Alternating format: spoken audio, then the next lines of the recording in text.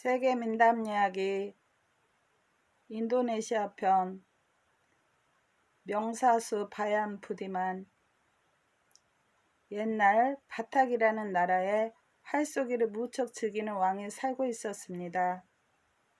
왕의 곁에 있는 귀족들은 심심할 때면 말을 타고 사냥을 가거나 친구와 장기를 두고, 또 어떤 귀족들은 좋아하는 음악을 듣거나 판트작이라는 씨름을 구경하곤 했습니다. 그러나 이 바탕나라의 왕은 어찌된 일인지 자나깨나 활쏘기 생각만 하는 것이었어요.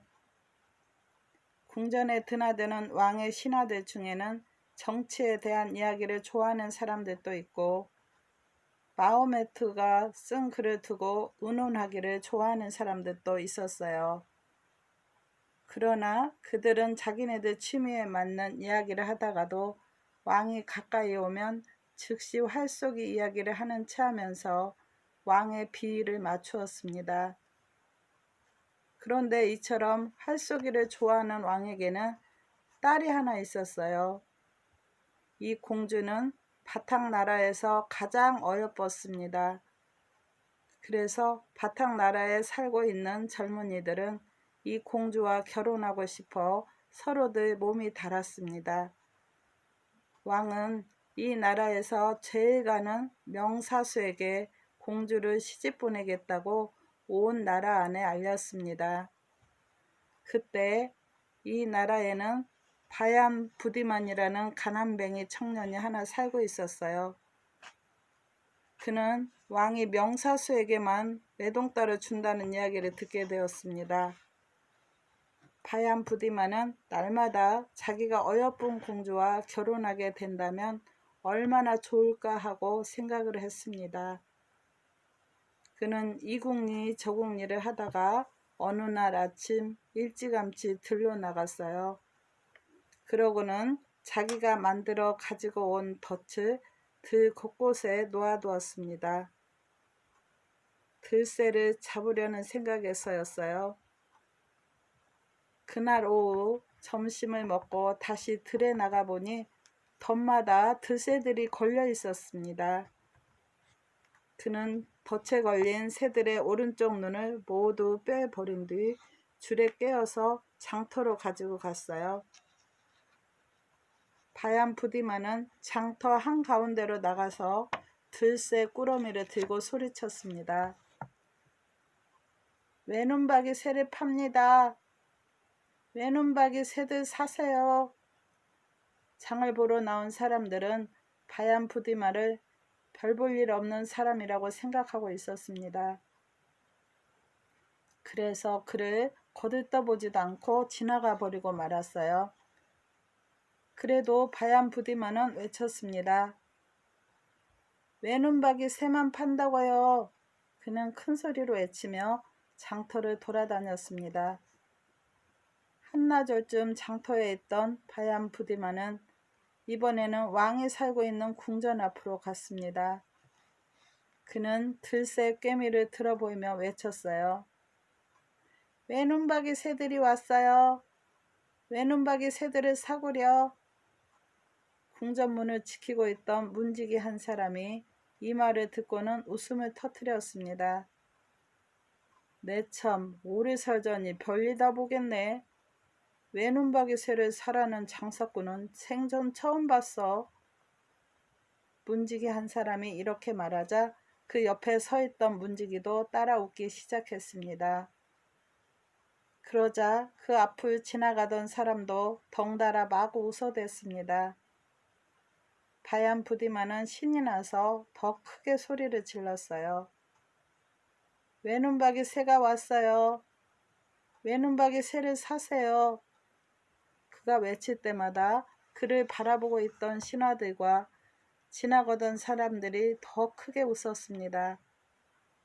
이때 왕이 궁전 뜰을 거닐고 있다가 이 웃음소리를 듣게 되었어요. 그는 무슨 일인가 알아보려고 직접 궁전 대문으로 나왔습니다. 무슨 재미있는 일이 있느냐? 왕이 물었어요. 저 새장수 때문이죠. 신하들이 대답했습니다. 왕은 바얀 부디만을 쳐다보았어요. 그는 열심히 외치고 있었습니다. 외눈박이 새가 왔어요. 외눈박이 새들 사세요. 왕은 궁금한 생각이 들어서 그가 있는 곳까지 갔습니다. 그러고는 그가 들고 있는 새들을 보면서 그에게 물었어요. 짐은 여태껏 많은 일을 겪으며 살아왔다. 그렇지만 허다한 새 장수들 중에서 외눈박이 새만 판다는 사람은 처음 보는도다. 그때를 놓칠세라. 바얀 부디만이 왕에게 다가서며 말했습니다. 나으리, 이 외눈박이 새들은 아주 싱싱하고 맛이 좋답니다. 국을 끓여도 맛있고 찌개를 끓여도 맛있고 달달 볶아 먹어도 맛이 기막히게 좋답니다. 이 새들은 모두 너가 직접 잡은 것이냐? 왕이 물었어요. 그러며 이것들은 모두 오늘 아침에 제가 들에 나가서 활을 쏘아 잡은 것이랍니다. 그런데 어째서 외눈박이 새들만 잡아왔단 말이냐? 왕은 궁금증이 더해서 물었습니다. 아, 그거야. 이 새들도 살아있을 때는 모두 멀쩡한 눈을 2개 가지고 있었죠. 그런데 제가 오른쪽 눈을 쏘아서 맞추었기 때문에 이 새들은 모두 외눈박이가 된 것입니다. 나하고 농담하고 있는 것은 아니겠지? 왕이 말했습니다. 직접 살펴보십시오. 바야는 이렇게 말하면서 줄에 깬 새들을 왕에게 보였습니다. 왕은 놀랐습니다. 바얀이 말한 대로 새들은 전부 오른쪽 눈이 없었기 때문이에요. 왕은 감탄하면서 말했습니다. 오, 내가 왜 그대를 진작에 알지 못했던고? 그대는 이 나라에서 제일 가는 명사수이노라. 나으리, 그게 무슨 말씀이옵니까? 저는 단지 먹고 살기 위해 할 일을 했을 뿐입니다. 그러자 왕이 외쳤습니다. 모든 사수들 중에서 으뜸인 사람이 이렇게 겸손하기까지 하다니 그대의 발걸음을 나의 대문으로 인도한 것은 신의 뜻임에 틀림없다. 내 외동딸의 신랑이 될 사람은 바로 그대다. 뭐라고요? 저같이 별 볼 일 없는 가난뱅이가 어떻게 공주님을 먹여 살릴 수 있겠습니까? 저하고 결혼을 하면 공주님은 외눈박이 새를 팔러 시장에 나가셔야 할 것입니다. 그대는 더 이상 새를 팔지 않아도 된다. 모든 사수들 중에서 으뜸이 되는 사람이 나와 함께 이 궁전에서 살 것이니라. 왕은 신하들에게 바얀 부디만을 궁전 안으로 데리고 들어가라고 명령했습니다. 신하들이 와서 그의 몸을 씻긴 다음 훌륭한 옷을 입히고 1회째 되는 날 그를 공주와 결혼시켰습니다. 어느 날 바야는 궁전의 정원에서 새로 얻은 신부와 장인과 함께 먹고 마시며 즐기고 있었습니다. 이 잔치는 이 나라에서 가장 훌륭한 명사수를 찾아낸 것을 기리기 위해 베풀어진 것이었어요. 사람이 음식을 거의 다 먹었을 무렵 왕이 바야나게 말했습니다. 자, 이제 알라께서 그대에게 특별히 내리신 불타는 눈빛과 튼튼한 몸으로 그대의 빼어난 솜씨를 우리 모두에게 보여주게. 화살을 2대쯤 쏘아서 우리가 알고 있는 것이 어김없는 사실임을 증명해 주게나. 그러자 바얀이 말했습니다. 오, 전 할 수 없을 것 같습니다. 제 활을 가져오지도 않았는거려. 그대가 가지고 있는 보잘것없는 활로 그러한 업적을 이루었는데 이 나라 최고의 무기를 쓴다면 얼마나 놀라운 일이 생기겠는가? 왕은 이렇게 말하면서 사위에게 자기의 활을 주었습니다. 바얀 부디만은 정원으로 가서 활에다 화살을 지었어요. 이대로 오늘 저녁 때까지 기다려야겠습니다. 좀 서늘해지면 그때 쏘겠습니다. 안 된다. 그대의 활 쏘는 것을 보이려고 여러 곳에서 손님까지 불러왔도다. 어서 그대만이 가지고 있는 그 빼어난 솜씨를 짐 앞에서 보여다오. 바얀 부디만은 은근히 겁이 났습니다. 사람들은 저마다 그를 지켜보며 어서 활을 쏘기를 기다렸어요. 들새떼가 하늘을 가로지르며 날아가고 있었습니다. 바야는 마침내 화살을 힘껏 당겨 위쪽으로 겨누었습니다. 아, 난 짧은 기간이나마 공주와 결혼했었다. 그런데 이젠 그것도 끝장이로구나. 그는 하늘에 화살을 겨누어 쉬를 잡아당겼지만 쏠 수가 없었습니다. 내가 화살을 쏘아버리면 그걸로 모든 게 끝장이야. 이를 어쩌면 좋단 말인가. 사실 나는 활을 어떻게 겨누는지조차 모르지 않는가. 바야는 얼어붙은 듯이 제자리에 서 있었습니다. 사람들은 기다리고 기다렸습니다. 아무 일도 일어나지 않았어요. 바야는 정원의 조각처럼 서 있었습니다. 마침내 사람들은 더 참을 수가 없었어요. 왜 쏘지 않는 거지? 한 사람이 물었습니다. 글쎄 말이야, 왜 쏘지 않는 거야? 다른 사람도 물었어요. 그래도 바얀 부디만은 움직이지 않았습니다. 그는 거기서 화살을 하늘로 겨눈 채 서 있기만 했습니다. 그러자 이 모습을 보고 있던 사람 하나가 웃기 시작했어요. 바얀이 활을 잡은 꼴 좀 보세요. 활을 처음 만져보는 사람 같아 보이지 않나요? 다른 이들 또 따라서 웃기 시작했어요. 아, 이젠 모든 것이 끝나버린 거야. 바얀 부디만은 이렇게 말하면서 모든 것을 단념하는 듯이 눈을 질끈 감았습니다. 이렇게 해서 욕심을 채우려고 책임질 수도 없는 일을 벌여놓은 바얀 부디만은 크게 창피를 당하고 쫓겨나게 되었습니다.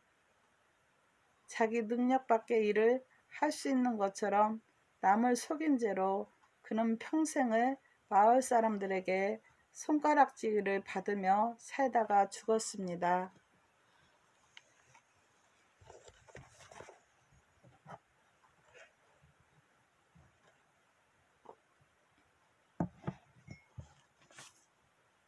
악어들과 칸칠의 싸움. 인도네시아의 어떤 강에 악어 한 마리가 살고 있었습니다. 물속에서 이리저리 헤엄을 치며 놀던 악어는 이윽고 실증이 나서 물 위에 가만히 떠 있었습니다.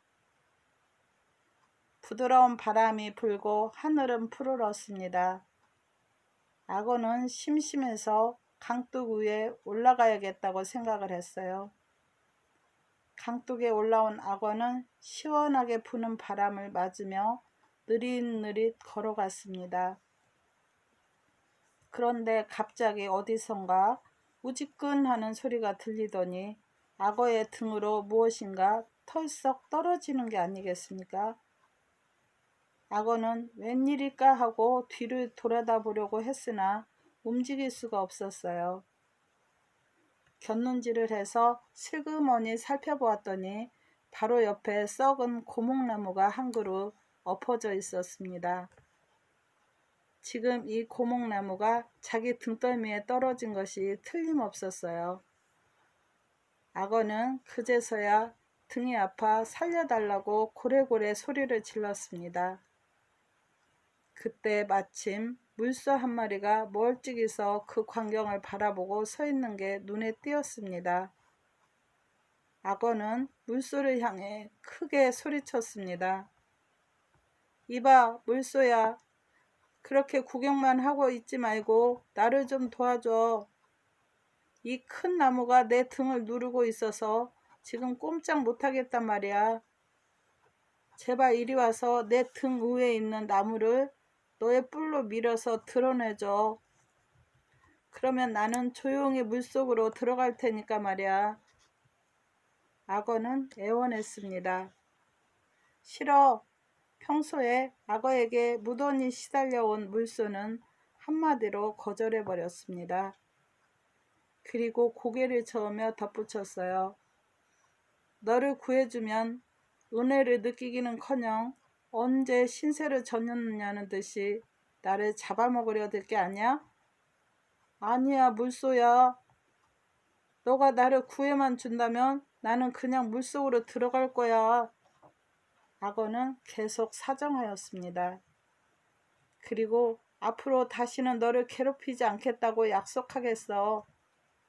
그 말을 듣고 물소는 오랫동안 생각을 하였습니다. 정말이니? 만일 앞으로 나를 잡아먹으려고 하면 어떡할래? 그 말을 듣고 악어는 다급하게 말했어요. 맹세할게. 악어의 명예를 걸고 말이야. 아, 나는 이제 더 이상 견딜 힘이 없어. 이대로 놔두면 나는 곧 말라 죽어버릴 거야. 저 시원한 물속에 내 아픈 등을 적신다면 나는 살아날 수 있을 테고 너는 내 생명의 은인이 될 거야. 그런 너를 내가 잡아먹다니 그건 말도 안 되는 소리야. 제발 나를 구해줘. 악어는 눈물을 흘리며 애원하였습니다. 물소는 망설였어요. 한편으로 생각해보면 악어가 평소에 자기에게 했던 못된 것들로 미루어 괘씸하기도 했지만 다른 편으로 생각해보면 앞으로 악어에게 시달림을 받지 않게 될지도 모르는 것이었습니다. 그리고 무엇보다도 나무에 깔려 죽어가는 악어가 불쌍해 보였어요. 조금만 더 내버려 둔다면 악어는 몸이 말라서 죽을 것이 틀림없었습니다. 물소는 마침내 결심을 하고 악어에게 다가갔습니다. 악어는 얼굴을 잔뜩 찌푸리며 아픔을 참고 있었어요. 악어야, 너 정말 내가 널 나무 밑에서 구해주면 다시는 날 잡아먹으려고 하지 않을 거지? 물소는 다짐을 받듯이 물었습니다. 그럼 정말이고 말고 내가 오히려 너에게 은혜를 갚으면 갚았지 어떻게 너를 해치겠니? 악어는 애가 타서 죽을 것만 같았습니다. 좋아. 그럼 조금만 참아봐. 내가 이 나무를 들면 곧바로 빠져나와야 돼. 물소는 이렇게 말하고 뿔을 악어 등 뒤에 있는 나무 밑으로 집어넣었습니다. 어영차. 나무는 아주 무거웠으므로 힘이 센 물소 이마에서도 구슬 같은 땀이 뚝뚝 흘러내렸습니다. 조금만 더. 악어는 물소에게 재촉을 하며 몸을 빼내려고 발버둥을 쳤습니다. 드디어 악어는 그 커다란 나무 밑에서 빠져나왔습니다. 고맙다.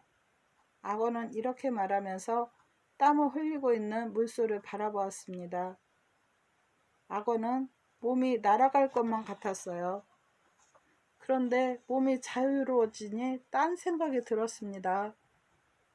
나무 밑에 깔려 발버둥을 치느라고 몹시 배가 고팠던 것입니다. 그래서 악어는 일부러 힘없는 소리로 물소에게 말했어요.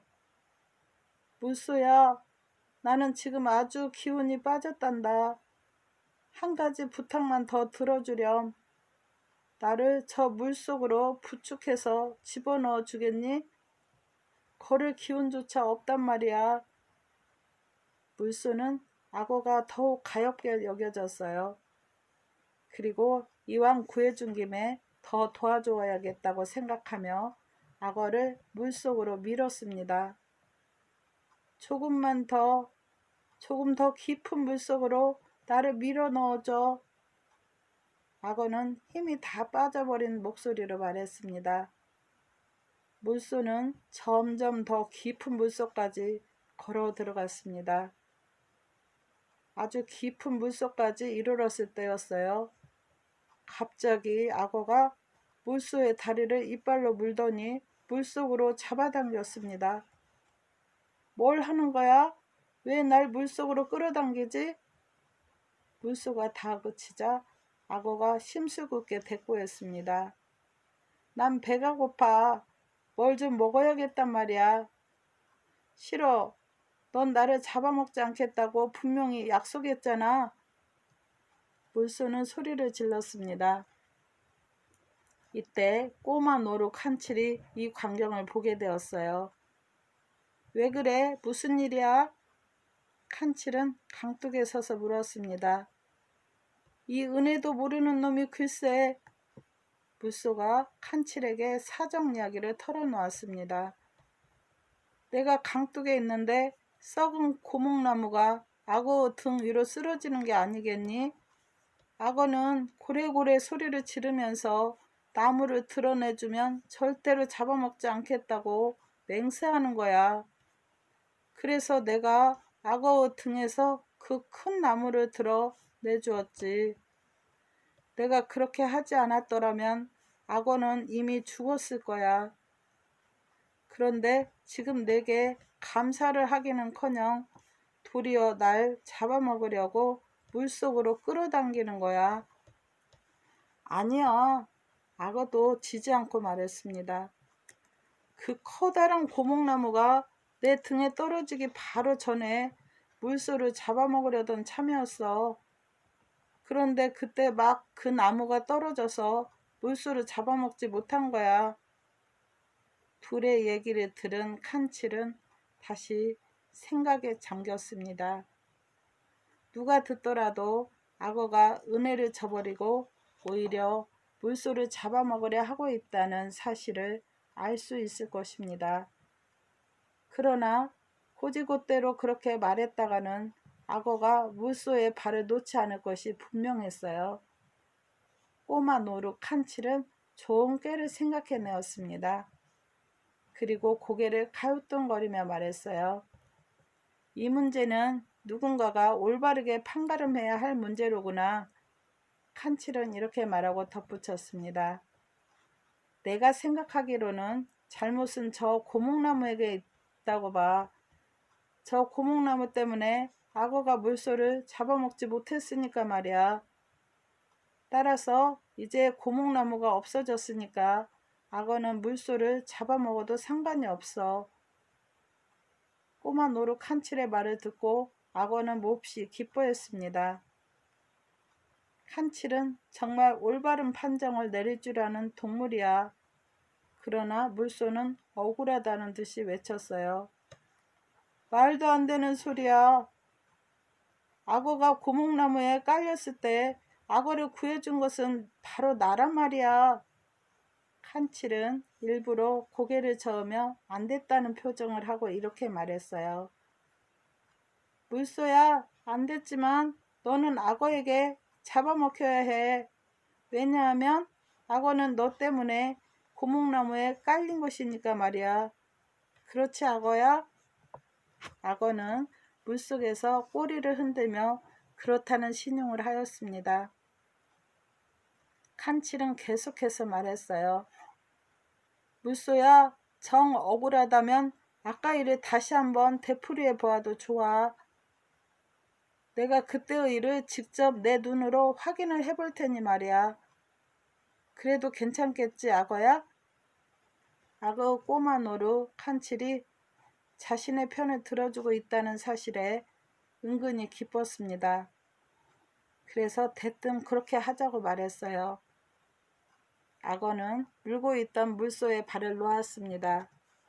그리고 원래 있던 자리인 강둑으로 올라갔어요. 물소가 칸칠에게 말했습니다. 자, 나는 여기에 있었고 악어는 저기 고목나무 근처에 있었어. 글쎄 아직도 모르겠는걸. 고목나무는 도대체 어디에 있었단 말이니? 칸칠이 악어에게 물었습니다. 내 등 위에 있었어. 내가 막 물소를 잡아먹으려는 순간에 말이야. 악어가 대답했어요. 좋아. 그럼 내가 다시 그 고목나무 아래 깔려 있어봐. 칸칠이 말했습니다. 물소는 커다란 고목나무를 뿔로 밀어서 다시 악어 등 위에 올려놓았습니다. 악어는 다시 꼼짝도 못하는 상태가 되었어요. 어때? 아까와 똑같이 되었니? 칸칠이 그들에게 물었습니다. 그래, 똑같아. 악어와 물소는 나란히 대답했어요. 그럼 이제 물소를 잡아먹어봐. 칸칠이 악어에게 말했습니다. 꼼짝도 못하겠는걸? 악어가 말했어요. 그러자 칸칠은 악어에게 말했습니다. 움직이지도 못하는 주제에 어떻게 물소를 잡아먹겠니? 그야 물소가 그 뿔로 이 나무를 밀어주면 되지. 악어가 고목나무 밑에서 말하였습니다. 물소야, 지금 악어가 너를 잡아먹기 위해 고목나무를 너의 뿔로 치워달라고 하는데 그렇게 하겠니? 칸칠이 물소에게 말했습니다. 싫어. 그따위 어리석은 일은 되풀이하지 않을 테야. 저런 못된 악어는 결코 구해주기 싫어. 물소가 말했어요. 그러자 칸칠은 악어에게 말했습니다. 자, 들었지? 물소는 지금 너를 구해주지 않겠다고 말했어. 이제 모든 사실이 분명해졌구나. 아까 물소가 저 고목나무를 치워주지 않았다면 너에게 잡아먹히지도 않을 테니까 말이야. 악어는 그제서야 자기가 속았다는 사실을 깨달았습니다. 악어는 약이 올라서 몸을 뒤척였어요. 그러나 등에 얹혀있는 고목나무 때문에 도무지 움직일 수가 없었습니다. 칸칠이 나지막한 목소리로 말하였어요. 물소는 너의 목숨을 구해주었어. 그런데 괘씸하게도 은인을 잡아먹으려 들다니. 너같이 배은망덕한 악어는 누구도 구해주려고 하지 않을 거야. 여기서 계속 기다려봐. 혹시 또 다른 어리석은 물소가 지나가다가 너를 구해줄지도 모르니까. 하지만 너가 깊이 반성하지 않는다면 이 숲속에서 그런 어리석은 물소는 다시는 나타나지 않을 거야. 이렇게 말한 칸칠은 물소와 함께 숲속을 향해 걸어갔습니다. 칸칠, 이 배신자야. 악어는 헐떡거리며 소리를 질렀습니다. 앞으로 모든 악어는 너를 원수로 삼아 싸우게 될 거다. 악어의 명예를 걸고 맹세한다. 이 말을 들은 물소가 대답하였습니다. 악어는 악어의 명예를 걸고 물소를 잡아먹지 않겠다고 하더니 이제는 악어의 명예를 걸고 칸칠과 싸우겠다고? 너희 악어들의 명예는 정말 보잘것없는 것이로구나. 물소와 칸칠은 이렇게 악어를 비웃으며 숲속으로 사라졌습니다. 악어는 한참 동안을 몸부림을 친 뒤에야 고목나무 밑에서 겨우 빠져나올 수 있었어요. 다른 악어들이 신음소리를 듣고 와서 그를 구해주었던 것입니다. 악어는 기진맥진한 목소리로 이렇게 말하였어요. 우리 모든 악어들은 무슨 일이 있더라도 저 칸칠 녀석에 복수를 해야 해. 그러던 어느 날 오후였습니다. 나무 그늘 아래서 낮잠을 자고 있던 꼬마 노루 칸칠은 강 건너에서 풍겨오는 향기로운 과일 냄새에 잠을 깨었습니다. 칸칠은 마침 배가 고팠으므로 냄새를 따라 강둑으로 나갔어요. 저 과일은 내가 제일 좋아하는 것이로구나. 칸칠은 이렇게 생각하며 강을 바라다 보았습니다. 그러나 강에는 급한 물살이 흐르고 있었을 뿐만 아니라 원수 같은 악어들이 득실거리고 있었어요. 그러나 꼬마 노루 칸칠은 그 향기로운 과일 냄새가 너무나도 좋았기 때문에 반드시 강을 건너가서 과일을 먹어야겠다고 생각을 했습니다. 그래서 칸칠은 강가로 다가가서 주위를 살펴보았어요. 어디에도 악어는 보이지 않았습니다. 칸칠이 물속에 막 발을 담기려고 할 때였습니다. 무엇인가 시커먼 것이 강 위에 떠 있는 것이 보였어요. 그것은 악어같이 보이기도 했고 통나무같이 보이기도 했습니다. 칸칠은 그것의 정체를 알아보기 위해 꾀를 내었습니다. 거기 강 위에 떠 있는 애야, 너 악어니? 칸칠이 이렇게 물었어요. 그때 통나무같이 꾸미고 있던 악어는 더욱 그럴싸하게 꾸며서 칸칠을 물속으로 끌어들여야겠다고 생각하고 들은 채도 않고 조용히 떠 있었습니다. 대답이 없자 칸칠은 다시 물어보았어요. 예, 그럼 너는 통나무니? 이번에도 악어는 아무 대답 없이 잠자코 떠 있었습니다. 좋아, 칸칠은 이렇게 외치고 마치 중얼거리는 것처럼 말했습니다. 그런데 이상하구나. 만약에 악어라면 물결을 따라 아래로 흘러내려갈 것이고 통나무라면 물결을 거슬러서 강 위로 올라갈 텐데 그냥 가만히 있기만 하다니. 조용히 이 말을 듣고 있던 악어는 통나무처럼 보이려고 물결을 거슬러 강 상류로 천천히 움직이기 시작했습니다. 와하하하, 칸칠은 웃으면서 말했어요. 이 바보 같은 악어야.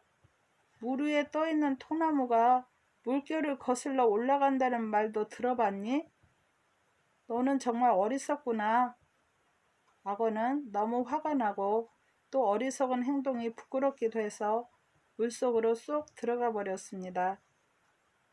칸칠은 악어가 없는 곳을 찾아 조금 더 상류로 올라가 보았어요.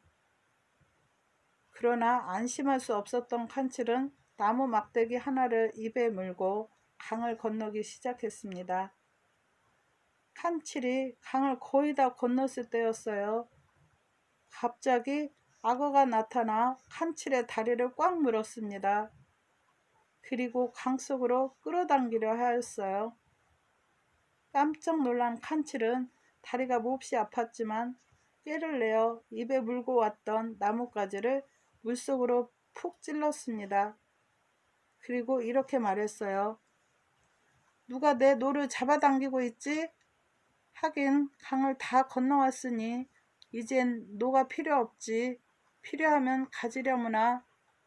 악어가 이 소리를 듣고 자기가 물고 있는 건 칸칠의 다리가 아니라 노라고 생각했습니다. 그래서 얼른 칸칠의 다리를 놓고 대신 칸칠이 내민 나뭇가지를 물었어요. 그 틈에 칸칠은 잽싸게 강둑 위로 달아나 버렸습니다. 이 어리석은 악어야, 세상에 노를 저어 강을 건너는 동물이 어디 있단 말이니? 너는 앞으로 그 나뭇가지로 노를 삼아 헤엄쳐 다니렴. 칸칠은 이렇게 말하고 맛있는 열매를 따먹기 위해 숲속으로 사라져 버렸습니다. 악어는 또 칸칠에게 속은 것을 알고 물 위로 머리를 내밀었지만 칸칠은 이미 보이지 않았어요. 칸칠, 너 돌아갈 때 다시 보자. 악어는 이렇게 중얼거리면서 사라졌습니다. 칸칠은 며칠 동안이나 숲속을 돌아다니며 맛있는 과일을 실컷 따먹었어요. 그리고 이제는 돌아가야겠다고 생각했습니다. 그래서 칸칠은 다시 강가로 나갔어요. 그런데 강 속에는 칸칠을 노리고 있는 악어들로 가득 차 있었습니다. 칸칠은 또 한 번 꾀를 내어야 되겠다고 생각을 했습니다. 칸칠은 강둑 높은 곳에 서서 강을 향해 크고 당당한 목소리로 말하였습니다. 모든 악어들은 들으라. 내가 알라의 말씀을 전하려고 왔노라. 악어들은 모두 물 위로 머리를 내밀고 강둑 위에 서 있는 작은 동물을 보았습니다. 저건 칸칠 아냐? 맞다, 칸칠이다. 저놈이 또 무슨 수작을 꾸미고 있는 게 틀림없어. 악어들은 이렇게 수군거렸습니다. 그러나 칸칠은 아랑곳도 하지 않고 외쳤어요. 알라께서는 너희 악어들이 평소에 신을 섬기지 않고 나쁜 짓만 하고 있다고 생각하고 계신다. 그래서 너희들에게 벌을 내리실 참이다. 그러나 만일 지금이라도 너희들이 알라를 섬긴다면 그 벌을 면하여 주실 것이다. 악어들은 알라께서 저희를 벌하실 거라고 하자 깜짝 놀라며 칸칠의 말에 귀를 기울였습니다. 칸칠은 계속 외쳤어요. 들으라, 너희들 가운데 알라를 섬길 자는 강 위로 머리를 내밀라. 그러면 내가 그 숫자를 세어 알라께 아랠 것이로다. 악어들은 웅성웅성 강 위로 머리를 내밀었습니다. 악어들이 아주 많았으므로 강은 악어의 머리로 가득 찼습니다. 자, 이제부터 내가 너희들의 머리 위로 지나가면 숫자를 세면서 너희는 알라께 복종한다는 뜻으로 알라의 이름으로라고 외쳐야 한다. 알아듣겠느냐? 악어들은 모두 고개를 끄덕였습니다. 칸칠은 악어들의 머리 위를 껑충껑충 뛰어다니며 외쳤습니다. 한 마리, 그러자 악어가 대답했어요. 알라의 이름으로. 두 마리, 알라의 이름으로. 세 마리, 네 마리, 다섯 마리, 알라의 이름으로. 칸칠은 계속 악어의 머리 위를 뛰어다녔습니다. 여섯 마리, 일곱 마리, 여덟 마리. 칸칠이 숫자를 부를 때마다 악어들은 합창이라도 하듯이 알라의 이름으로 라고 대답하였습니다. 칸칠은 재미가 나서 계속 깡충깡충 뛰었습니다. 그러다 보니 어느덧 강 건너편이 가까워졌습니다. 칸칠은 마지막 악어의 머리를 밟고 무사히 강가로 올라갔습니다. 마지막 악어가 말했습니다. 알라의 이름으로 이제 숫자 세기가 모두 끝났도다. 너희들의 벌을 모두 없애줄 것이니 어서 강 물속으로 들어가 버려라. 칸칠의 말을 듣고 악어들은 서둘러 강물 속으로 사라졌습니다. 칸칠이 깡충깡충 뛰어서 숲속으로 들어가 버릴 때까지도 칸칠에게 속았다는 사실을 깨닫는 악어는 한 마리도 없었답니다. 감사합니다. 항상 평안하시고 행복하세요.